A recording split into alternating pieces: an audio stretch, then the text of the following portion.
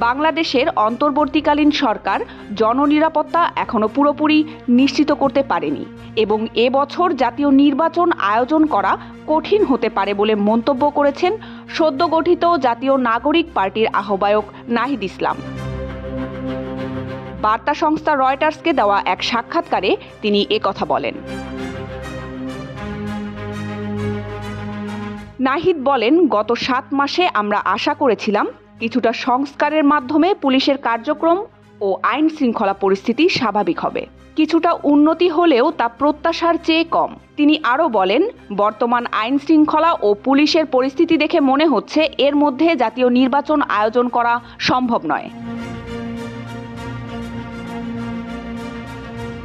26 বছর বয়সী এই রাজনীতিবিদ নির্বাচনের সময় নিয়ে সন্দেহ প্রকাশ করে বলেন, যখনই নির্বাচন হোক আমরা অংশ নিতে প্রস্তুত। তবে নির্বাচনের আগে জুলাই ঘোষণাপত্র নিয়ে রাজনৈতিক দল ও ছাত্র আন্দোলনের নেতাদের সঙ্গে ঐক্যমত্যে পৌঁছানো জরুরি। নাহিদের ভাষ্য, আমরা যদি 1 মাসের মধ্যে ঐক্যমত্যে পৌঁছাতে পারি তাহলে নির্বাচনের জন্য তৎক্ষণাৎ প্রস্তুত হব, কিন্তু যদি বেশি সময় লাগে তাহলে নির্বাচন পেছানো উচিত।